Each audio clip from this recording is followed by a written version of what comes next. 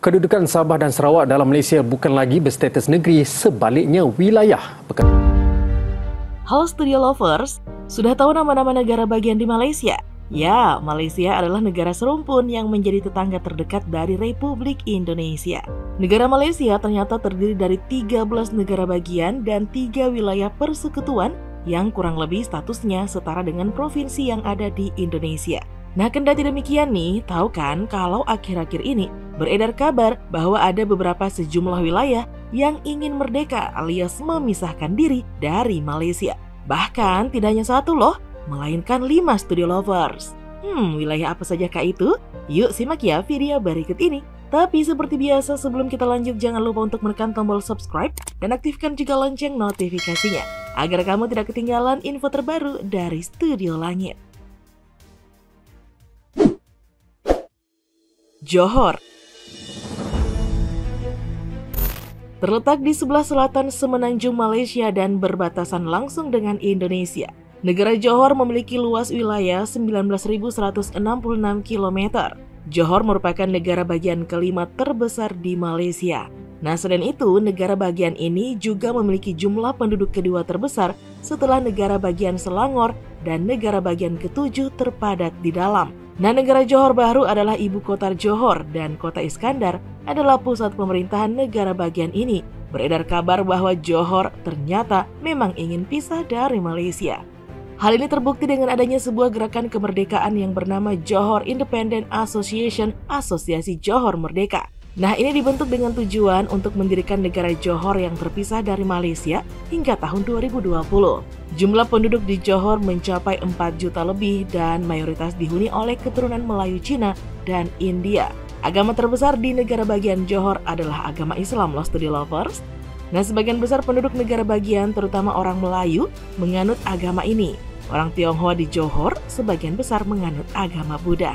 Beberapa di antaranya menganut ajaran agama Kristen, dan sebagian kecil lainnya orang Tionghoa Johor menganut ajaran Teoisme Konfusianisme. Sarawak. Studio Lovers, sebuah negara bagian yang memiliki otonomi dalam pemerintahan, imigrasi, dan yudisial yang berbeda dari negara-negara bagian di semenanjung Malaysia. Terletak di barat Laut Borneo dan berbatasan dengan negara bagian Sabah di timur laut, lalu Kalimantan Barat, Kalimantan Timur, dan Kalimantan Utara di bagian selatan. Mayoritas dihuni oleh penduduk suku Melayu dan Dayak memiliki jumlah populasi mencapai 2.907.500 jiwa pada tahun 2020. Nah, sekedar informasi nih Studio Lovers, Sarawak menjadi satu-satunya negara bagian di Malaysia yang mayoritas penduduknya menganut agama Kristen Studio Lovers. Hadirnya gerakan kemerdekaan Sarawak yang telah terbentuk diantaranya Asosiasi Sarawak, Yayasan Warisan Borneo, Gerakan Kedaulatan Sarawak, dan beberapa gerakan lainnya. Kemerdekaan Sarawak selama ini tampaknya didukung oleh partai yang bernama Partai Bumi Kenyalang, sehingga wilayah tersebut memberanikan diri ingin segera lepas dari Malaysia. Sabah. Nah, berikutnya nih negara bagian kedua terbesar di Malaysia setelah Sarawak, yakni Sabah yang berbatasan dengan Kalimantan Utara, Indonesia bagian selatan. Pada umumnya nih, Sabah adalah pegunungan yang terdiri atas 3 gunung tertinggi di Malaysia, di antaranya Gunung Kinabalu, Gunung Trusmadi, dan Gunung Murut. Dengan total populasi pada tahun 2020 mencapai 3.418.785 jiwa, Sabah mempunyai beragam etnis yang lebih banyak ketimbang beberapa negara bagian di Malaysia. Bumiputra merupakan etnis mayoritas di Sabah, seperti orang Kadazan, Bajau, dan Melayu. Selebihnya adalah orang Murid dan Bumiputra lainnya. Agama Islam merupakan agama terbesar di Sabah dengan jumlah pengikut mencapai 69,59% pada tahun 2020. Agama ini dianut oleh orang Melayu dan Bumiputra lainnya.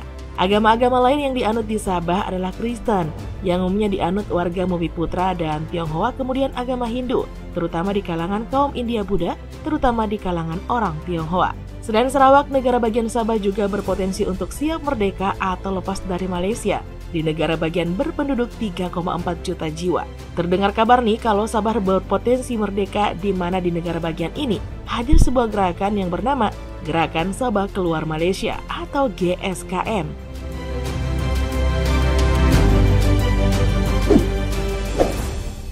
Labuan.